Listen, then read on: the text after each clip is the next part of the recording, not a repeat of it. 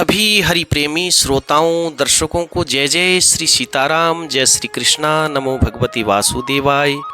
आप सभी को भाद्रपद मास के शुक्ल पक्ष की परिवर्तिनी एकादशी, जिसका नाम वामन एकादशी भी है, पद्मा एकादशी भी है, जल झूलिनी एकादशी भी इसी कहते हैं। इसकी बहुत बहुत सारी शुभकामनाएँ, मंगल कामनाएँ।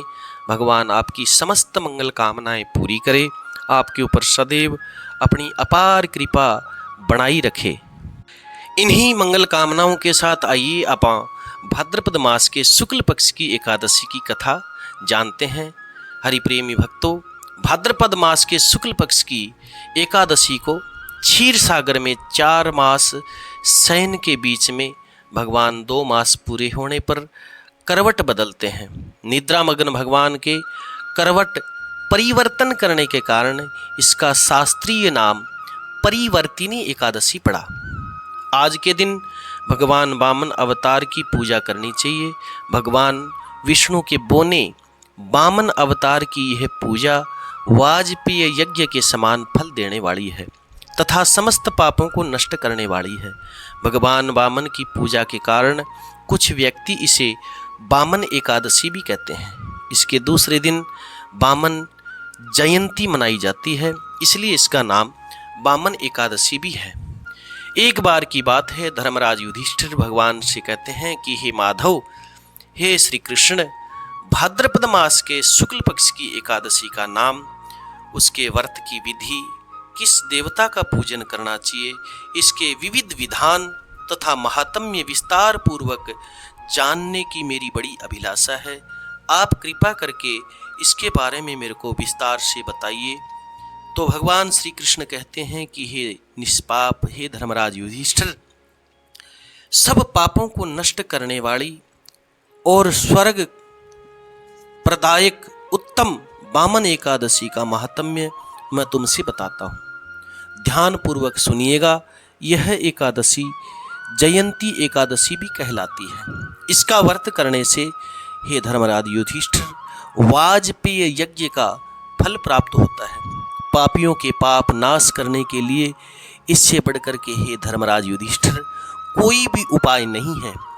जो मनुष्य इस एकादशी के दिन मेरे वामन रूप की पूजा करता है, वह तीनों लोकों की पूजा कर लेता है।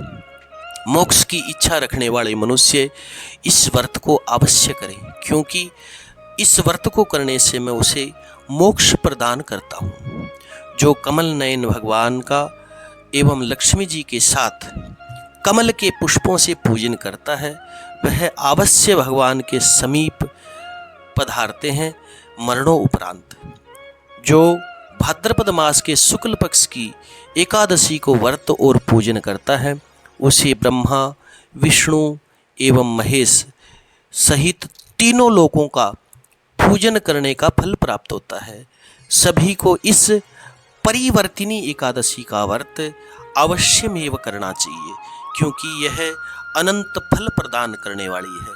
हे धर्मराज युधिष्ठिर, क्योंकि इस दिन भगवान विष्णु क्षीर सागर में अपने 4 मास के बीच में 2 मास पूरे होने के पश्चात करवट बदलते हैं, इसलिए भगवान की यह बात सुनकर के युधिष्ठिर भगवान से पूछते हैं कि हे भगवान, हे जनार्दन, मुझे बड़ी जिज्ञासा हो रही है कि संपूर्ण सृष्टि का आप संचालन करते हैं, देखभाल करते हैं, फिर आप किस प्रकार से सोते हैं तथा किस प्रकार से करवट बदलते हैं, किस प्रकार आपने राजा बलि को अपने वचनों में बांधा और वामन रूप रख करके आपने क्या क्या लीलाएं करी थी।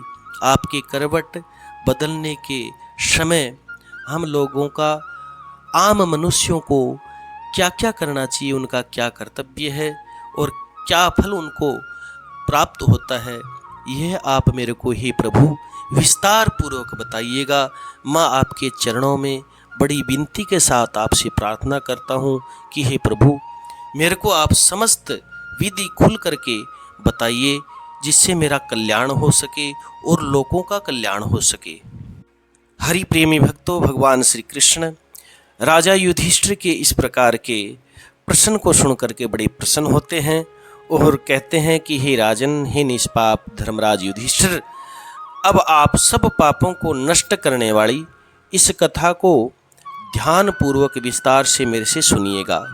श्री भगवान कहते हैं कि हे धर्मराज युधिष्ठिर, त्रेता युग में बलि नाम का एक दैत्य, मेरा परम भक्त, अत्यंत दानी, सत्यवादी, प्रजा को पुत्र के समान पालने वाला, संतों महात्माओं का, ब्राह्मणों का बड़ा सेवक भक्त था। यज्ञों के प्रभाव से उसने इंद्र आदि सब देवताओं को जीत लिया था। उसने बहुत सारे यज्ञ दान किए थे। इससे उसका अनंत पुण्य उसको फल प्राप्त किया और उसको अनंत बल मिला, जिससे उसने इंद्र आदि सभी देवताओं को जीत लिया। अब तो उसने देवलोक पर अपना अधिकार जमा लिया। स्वर्ग पर सभी देवताओं को स्वर्ग से उसने भगा दिया, संपूर्ण लोकों का स्वामी बन गया और स्वयं स्वर्ग का शासन करने लगा। आकाश, पाताल, पृथ्वी तीनों ही लोकों में उसका शासन था, उसके अधीन थे। तब देवता स्वर्ग से निकलने के बाद में मारे मारे फिरते हुए देव ऋषियों सहित इंद्र आदि सभी देवता भगवान श्री नारायण के पास जाकर के उनका पूजन करते हैं, स्तुति करते हैं, प्रार्थना करते हैं कि हे प्रभु, हमने अत्यंत पुण्य प्राप्त करके यज्ञ इत्यादि करके स्वर्ग पर अपना अधिकार आपकी कृपा से प्राप्त किया था।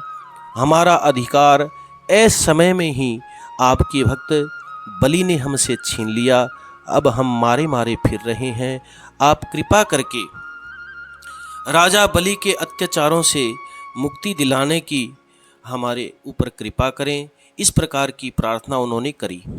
भगवान ने माता अदिति के गर्भ से कश्यप ऋषि के घर में वामन रूप धारण करके अवतार लिया और राजा बलि से जा करके उनके यज्ञ कर रहे थे। राजा बलि उनके यज्ञ में पधारते हैं। भगवान छोटा सा रूप था, बड़ा सुंदर, सलोना, मनमोहक, और जा कर के राजा बलि से 3 पग भूमि दान में मांगते हैं। अपने दान में मांगने के बाद में राजा बलि से कहते हैं कि हे राजन, मुझे आप 3 पग भूमि दीजिए। इस पर राजा बलि अहंकार में हो जाता है कि छोटा सा ब्राह्मण है, आप 3 पग भूमि क्यों मांगते हो? मैं आपको गांव दे देता हूँ, धन दे देता हूँ, गऊ दे देता हूँ, कोई सुंदर से ब्राह्मण की सुंदर सी कन्या के साथ का विवाह कर देता हूँ, आप मेरे से और कुछ मांगिए। इस प्रकार अभिमान पूर्वक राजा बलि ने 3 पग भूमि संकल्प करके वामन भगवान को अभिमान पूर्वक दान करी। इससे भगवान वामन ने अपने तेजस्वी स्वरूप से राजा बलि को पाताल लोक में भेज दिया था। यह वार्ता सुनकर के राजा युधिष्ठिर ने पूछा कि हे प्रभु, हे जनार्दन, आपने वामन रूप धारण करके उस महाबली दैत्य को किस प्रकार से जीता था? तब भगवान कहते हैं कि हे युधिष्ठिर, मैंने वामन रूप धारण करके राजा बलि से 3 पग भूमि के याचना करते हुए कहा कि मुझको 3 पग भूमि दान में दीजिए, इससे तुम्हें तीनों लोकों के दान का पुण्य फल प्राप्त होगा। राजा बलि ने इसको तुच्छ याचना समझ करके मेरे से कहा कि 3 पग भूमि तो कुछ भी नहीं होती। मैंने उनसे 3 पग भूमि देने का संकल्प लेकर के अपने त्रिविक्रम रूप को बढ़ा करके भूवल लोक में पद, भूवर लोक में पेट, जनलोक में हृदय, यमलोक में कंठ की स्थापना करके सत्यलोक में मुख, उसके ऊपर मस्तक स्थापित किया।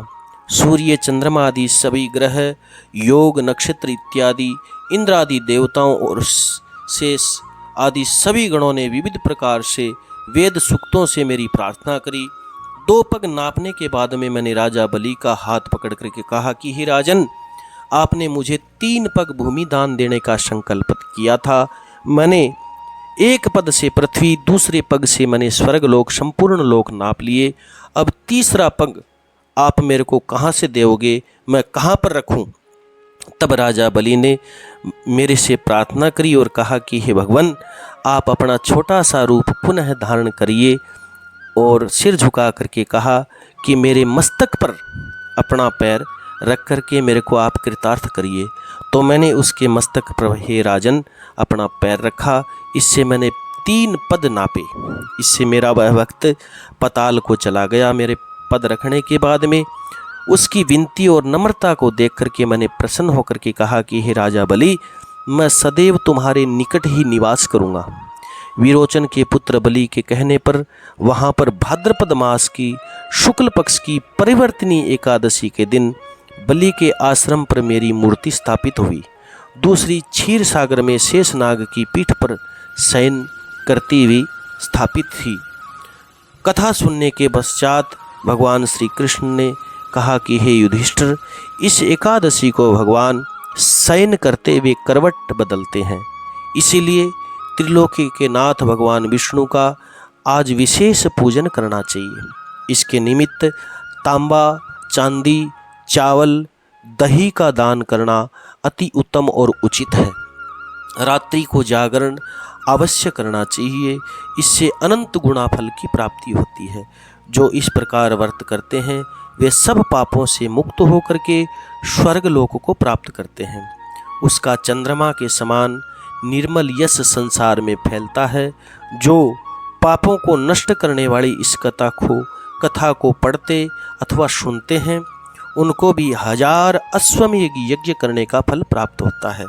इस कथा का सार यह है कि व्यक्ति दान अवश्य करना चाहिए। व्यक्ति को दान तो करे किंतु अभिमान कभी भी नहीं करना चाहिए।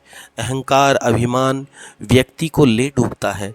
राजा बलि ने अभिमान पूर्वक दान दिया, अभिमान किया और वो पताल को चला गया। इससे यह ज्ञात होता है कि अति हर कार्य में बुरी होती है, अति सर्वत्र बुर्जयित है। अति कभी भी नहीं करना चाहिए। दान करते समय भी अति नहीं करनी चाहिए।